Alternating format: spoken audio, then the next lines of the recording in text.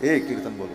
हे गोपाल राधा कृष्ण गोविंद गोविंद, हे गोपाल राधा कृष्ण गोविंद गोविंद, हे गोपाल राधा कृष्ण गोविंद गोविंद, हे गोपाल राधा कृष्ण गोविंद गोविंद, हे गोपाल हे गोविंद, हे गोपाल हे गोविंद, हे गोपाल हे गोविंद, हे गोपाल हे गोविंद, हे गोपाल राधा कृष्ण गोविंद गोविंद, हे गोपाल राधा कृष्ण गोविंद गोविंद, हे गोपाल राधा कृष्ण गोविंद गोविंद, हे गोपाल राधा कृष्ण गोविंद गोविंद, कृष्ण गोविंद गोविंद कृष्ण गोविंद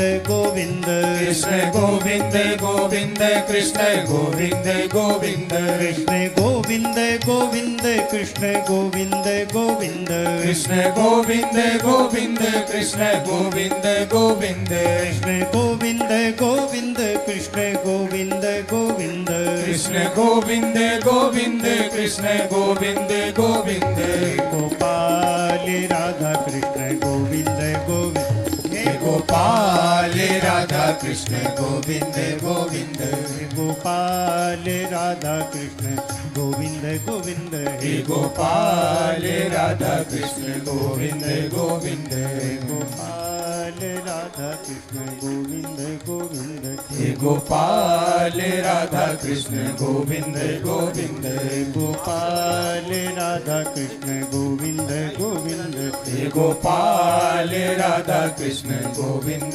गोविंद, गोपाल राधा कृष्ण गोविंद गोविंद, हे गोपाल राधा कृष्ण गोविंद गोविंद, हे गोपाल हे गोविंद, हे गोपाल हे गोविंद, हे गोपाल हे गोपाल राधा कृष्ण गोविंद गोविंद, हे गोपाल राधा कृष्ण गोविंद गोविंद। बोलो श्री गोविंद भगवान की जय। आज महत सौभाग्य की कथा के इस पावन मंगलमय प्रसंग में श्री वृंदावन की दो दिव्य विभूतियों का समागम आगमन हमारे श्री राधा रमण जी के गोसाई जी श्री पुंडरीक गोस्वामी जी महाराज कृपा करके पधारे।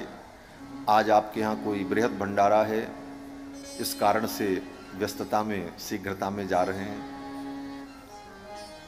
और हमारे श्री वृंदावन की महान विभूति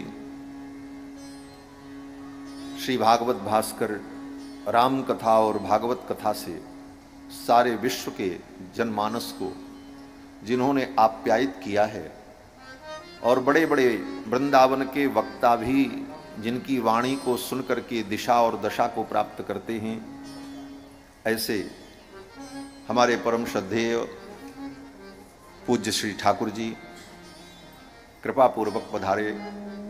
और जब जब ब्रज में मैं कहीं कथा करने आता हूं और महाराज श्री रहते हैं तो जरूर आपका प्रसाद कृपा प्रसाद हम सभी लोगों को मिलता है और आपकी वाणी आपकी कथा की रसधारा उससे सभी लोग परिचित हैं, मुझे कोई परिचय देने की आवश्यकता नहीं है।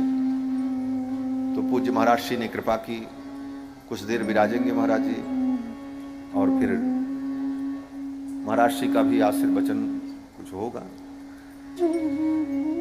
और ब्रज की कथा तो है, यहाँ तो यही कथा है, संतों का मिलन, संतों का दर्शन और सबकी वाणी का तुलसी दल प्रसाद मिलता रहे, यही ब्रज है। बाकी तो कथा तो सब अनंत है। हरि अनंत हरि कथा अनंता, कहीं सुनई बहुविध सब संता। तो मैं निवेदन कर रहा था कि भगवान ने ही पूतना को पकड़ लिया। गाढ़म कराभ्याम भगवान प्रपीड्य तत्। जीव भगवान को पकड़े तो जीव का कल्याण हो जाए, और यह तो भगवान ही कृपा करके जीव को पकड़ ले। दो में से एक तो होना ही चाहिए। जीव पकड़ ले भगवान को तो हो सकता है जीव की पकड़ कमजोर हो, छूट जाए, लेकिन भगवान अगर पकड़ लें जीव को तो फिर भगवान की पकड़ तो कमजोर हो नहीं सकती। इसीलिए व्यास जी कहते हैं गाढ़म कराभ्याम भगवान प्रपीड्यत, गाढ़म कस करके भगवान ने पकड़ लिया। और भगवान ने पकड़ लिया। वेदव्यास जी कहते हैं अब तो पूतना का कल्याण तय है। क्यों? बोले भगवान तो अब छोड़ने वाले नहीं। और ये कितनी भाग्यशालिनी है। बड़े बड़े योगी, अमलात्मा, महात्मा, विमलात्मा लोग अपने ज्ञान विज्ञान भक्ति के द्वारा, अपनी साधना उपासना के द्वारा भगवान को पकड़ना चाहते हैं, लेकिन इसने न कोई साधना की, न उपासना की, न भक्ति की, न ज्ञानानुष्ठान किया। स्वयं भगवान ने ही इसको कृपा पूर्वक पकड़ लिया।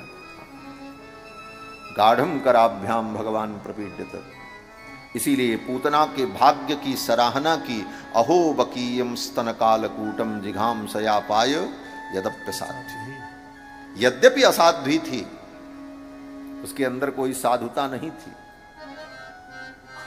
लेकिन भगवान ने कृपा करके उसे पकड़ लिया और दूध के साथ साथ उसके प्राण को भी पीने लगे भगवान। अब देखो शरणागति का कितना सूक्ष्म भाव यहां पर है। भगवान को हम कोई वस्तु समर्पण करें, अच्छी बात है, और कहते भी हैं तेरा तुझको अर्पण क्या लागे मेरा। इस पंक्ति को सुनकर के हमारे महाराज जी बड़े नाराज होते थे। महाराज अयोध्यानाथ मंदिर को सुन कहते ये पंक्ति जो है ठीक नहीं हमको समझ में आती। बोले क्यों? बोले तेरा तुझको अर्पण, तेरा तुझको अर्पण है, अगर तेरा न होता तो ना अर्पण करते, वो तो मजबूरी है। तेरा तुझको अर्पण क्या लागे मेरा, अगर तुम्हारा लगता तो तुम न करते, निश्चित रूप से। तो महाराज जी इस पंक्ति पर बड़ा आपत्ति प्रकट करते थे। महाराज जी कहते थे तो भगवान को हम कुछ अर्पण करें, ये तो अच्छी बात है, लेकिन भगवान क्या चाहते हैं? भगवान चाहते मैं तुम्हारा कुछ नहीं लेना चाहता, मैं तुम्हारा सब कुछ लेना चाहता हूं। संपूर्ण समर्पण भगवान को चाहिए। पूतना केवल दुग्ध का समर्पण और विष का समर्पण करने आई थी। भगवान ने कहा ठीक है, समर्पण करने आई हो तो तुम्हारे समर्पण को भी मैं पूर्ण करूंगा, तुम्हारा सब कुछ मैं स्वीकार करूंगा। तुम तो केवल दुग्ध और विष समर्पण करना चाहती हो, मैं तुम्हारा प्राण, तुम्हारी आत्मा, तुम्हारी इंद्रियां, तुम्हारा चित्त, तुम्हारा मन, तुम्हारी बुद्धि, मैं सबको ग्रहण कर लेना चाहता हूं। ये पूर्ण समर्पण। इसलिए भगवान ने जब पूतना के दूध के साथ साथ उसके प्राणों का भी पान किया, प्राणैः समम रोष समन्वितो पिबत, और भगवान ने जब पूतना के प्राण को खींचना शुरू किया, पूतना कसपसाने लगी, चिल्लाने लगी, सा मुंच मुंचालमिति प्रभाषिणी। पूतना कहने लगी मुंच मुंच, छोड़ दे छोड़ दे।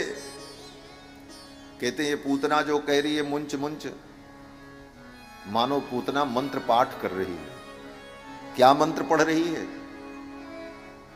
बोले पूतना एक ग्रह है जो बच्चों को पकड़ती है। 7 वर्ष तक के बालक को पूतना के ग्रह का भय होता है। कर्मकांड में इसका सब वर्णन है। पूतना शांति का विधान भी होता है। पूतना ग्रह किसी बालक को लग जाए तो पूतना शांति का विधान करना पड़ता है, और उस पूतना शांति के विधान में अभिमंत्रित जल से आचार्य ब्राह्मण लोग उस बच्चे का प्रोक्षण करते हैं और मंत्र पढ़ते हैं, पूतने मुंच मुंच, अरे पूतना तू इसे छोड़ दे, पूतने मुंच मुंच। ये मंत्र पढ़ करके पूतना को छुड़ाया जाता है, लेकिन यहां तो उल्टा हो गया, पूतना ही मंत्र पढ़ रही है मुंच मुंच, छोड़ दे छोड़ दे। सा मुंच मुंचालमिति प्रभाषिणी, पूतना कहती मुंच मुंच, छोड़ दे छोड़ दे। भगवान ने कहा अरे पूतना मौसी, हम जल्दी किसी को पकड़ते नहीं, और पकड़ लें तो बिना बैकुंठ पहुंचाए छोड़ते नहीं। तुलसी बाह सपूत की जो धोखे छुई जात, आप निभावत जन्म भर पुत्रन ते कही जात। भगवान तो सपूत हैं, कोई कपूत थोड़ी है। ठाकुर पकड़ लें तो फिर छोड़ने वाले नहीं हैं। और भगवान ने कहा अब तू चिंता मत कर, तू मुक्ति चाहती है ना, यह भी एक भाव है। पूतना कह रही है मुंच मुंच। मुंच का अर्थ होता है मुक्त करो, मुक्त करो। भगवान ने कहा हाँ चिंता मत कर, अब तुझे मैं मुक्त ही करने जा रहा हूं, सदा के लिए तू मुक्त हो जाएगी, तुझे मुक्ति दे दूंगा। और भगवान ने पूतना के संपूर्ण प्राण को जब खींचना शुरू किया, पूतना भगवान को लेकर के आकाश में उड़ गई। कथा तो सब मालूम है आप लोगों को।